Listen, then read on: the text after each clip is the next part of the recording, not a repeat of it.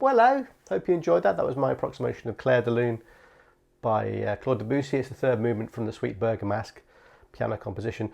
Yeah, it's a very famous piece. It's very well loved, very well known. Claude Debussy wrote this when he was 28, which I found really impressive, but he was a very, gifted pianist and composer. But yeah, it's a piece that I've always loved, and I thought I wanted to have a go at it myself and put it on YouTube. There's loads of other people on YouTube that have done little covers of this piece of music. So and mine is certainly not that technically impressive, because in terms of piano ability, I'm kind of middling. But I only got to grade 2 when I was a child. I gave up lessons because I wasn't very good at sight reading. And anyway, this piece of music, Clair De Lune, is probably a grade 7 piece, I think. Out of grade 1s to 8, it's it's pretty high up in terms of its not so much on its technical ability. I think you don't have to be an expert pianist to play this. There's some tricky sections, but I think it's grade 7 because there's lots of expression written into the music, and you have to be able to interpret that. There's quite a lot of dynamic range in this piece, between very, very soft and then kind of louder sections, and timing wise, it's a difficult piece. I mean, it's written in 9/8, which is quite a somewhat unusual time signature. Also, it's in the key of D flat, so that's quite challenging. I think a lot of Debussy's music and a lot of the kind of impressionistic music, it's supposed to be played quite loosely. Tempo rubato, I suppose, when you're occasionally slowing down, you're occasionally speeding up, and it's quite an organic feel that you're trying to create. So that's what I was doing in this performance. I was speeding up and keeping parts quite slow, and what people say a lot with this piece of music, it's the tension that's created when nothing is happening. So it's the space in between the notes. There's the pauses in between the different sections and the different phrases. That's an important element of this piece, and I suppose being able to master that. That's why it's a grade 7 piece, because to be able to master all of those nuances in terms of timing and dynamics, as well as some technical elements within the middle of the piece of music. Clair De Lune, I guess, translates as moonlight, right? Something along those lines. To me, it doesn't conjure up any nighttime moonlight images in my mind. To me, when I listen to this, It's very bright. It's colourful, and it's kind of ethereal. I would think of it as more like lying on your back in the middle of a field, looking up at clouds on a sunny day as the clouds kind of move. It's a kind of dreamlike quality to it. That's what I think when I hear Clair De Lune. I don't think Moonlight. So yeah, come over to the piano and I'll show you some of the phrases and what's going on. Okay, so this piece of music is in D flat major. Very triumphant key signature, I find, and it's in 9/8. So as I mentioned, it is quite difficult, the timing, and it starts almost halfway through a bar.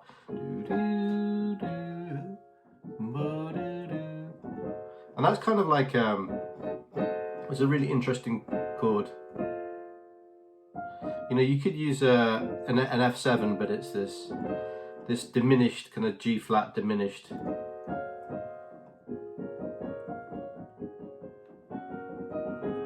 So it's going down diatonically different chords. But they're very nicely constructed voicings, so they kind of move. Although rather than just playing these big blocky chords, you just play. You're just playing a couple of notes just to give that feel. So anyway, you play that section through a couple of times. And then it builds it out with more kind of harmony in the bass. So,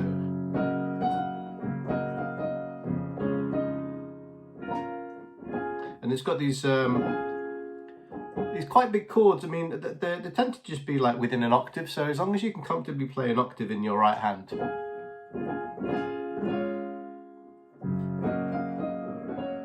and then as well on your left hand. I mean, that chord there, for example, is an octave, you know. And I've got small hands. It's difficult for me to play an octave. It's certainly difficult for me to play, almost impossible to play anything more than an octave. And then can you see that? Very iconic, and it's supposed to be played very quiet. It's PP, I think, or maybe PPP. So. You know, quite difficult chords. You know, going through this section, it kind of builds up, and then to the most beautiful part, I think, of the whole section, which is these little twinkly chords. Big, like you kind of arpeggiate the chord.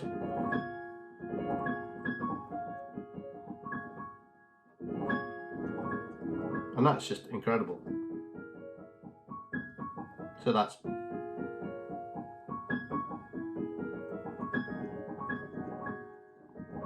And then back to the A flat, the fifth there. And then you're into the do. There's a lot to be said for muscle memory in this piece of music. If you can get comfortable with the with how it feels in your fingers and the spaces between notes. But basically it's D flat, F minor, E major. You know, that's the three chords to the Clair De Lune kind of whatever you call that section. They make the main theme, the kind of main motif.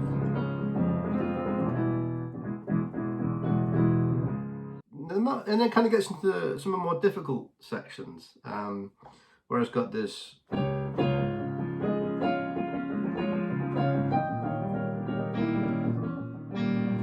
played that terribly, but you get the idea. It's big arpeggios in the left hand, which I find very difficult. So it's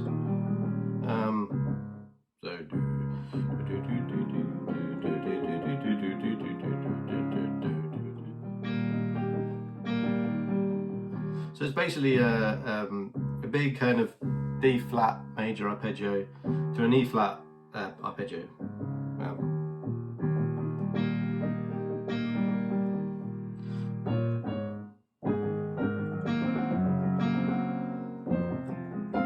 And then you've got this very long arpeggio in the left hand, which I kind of struggle with fingering wise. You probably noticed that my fingering is not that great, and you know, there's probably more elegant ways to play it. And also I tend to favour, you know, thumb, index and pinky.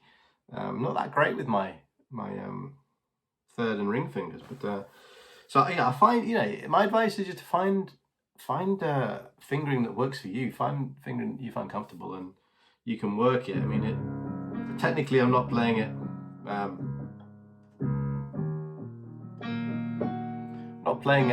by the book, but you know, who cares? As long as you can play it the way you want to play it, and it's clean enough. And there's things like this, like there's where you're doubling up the notes. You're playing them with two different hands, but in quick succession. So it sounds very quick when you hear it, but actually it's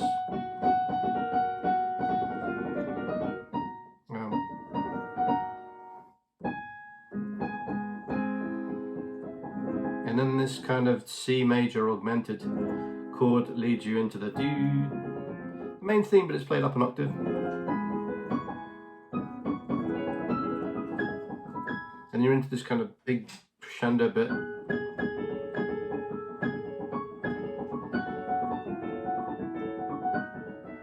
And this bit's hard.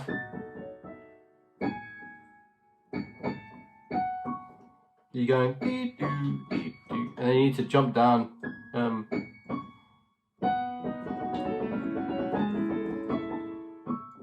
And then this big arpeggio section where you kind of, your right hand is, you're kind of doing this descending motion, and left hand's doing this big up and down arpeggio. So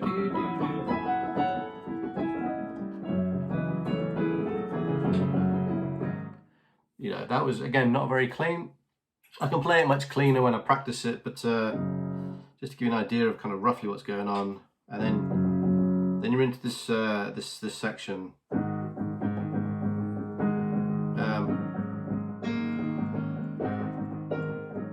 which is like a big A flat major build up, A flat 7.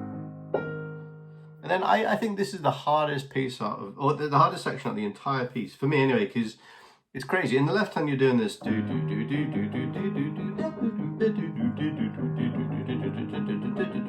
So you need to practice that. This weird little spidery movement in your left hand, and then you've got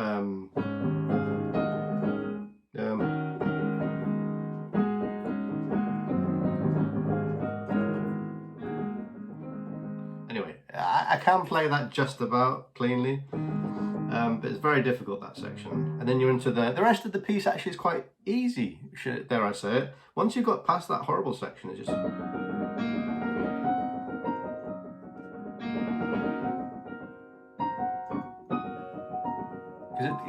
it kind of slows down, and it becomes much simpler technically, and you kind of reprising the initial theme, but it's played quite high up on the piano, on the register.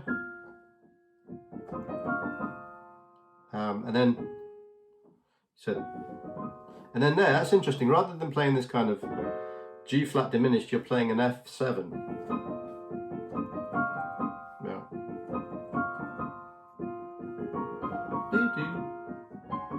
So it's the same thing, but you know, it's just being voiced differently with these arpeggios in the left hand rather than chords.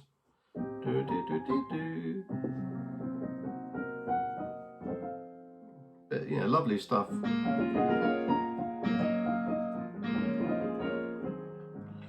Then you're back to familiar ground when you get to this point.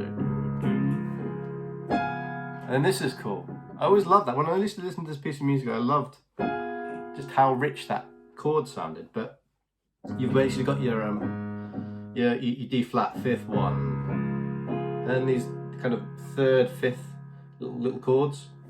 But when you go up to the top, your pinky's playing that B, so you've got that B colour.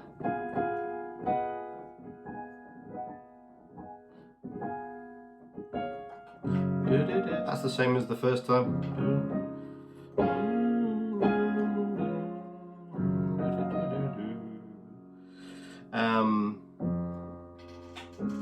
The kind of outro section.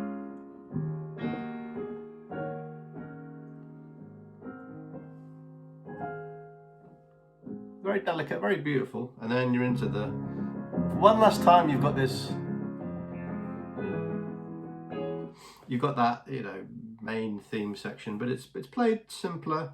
Once through on the lower register, then the next time up an octave.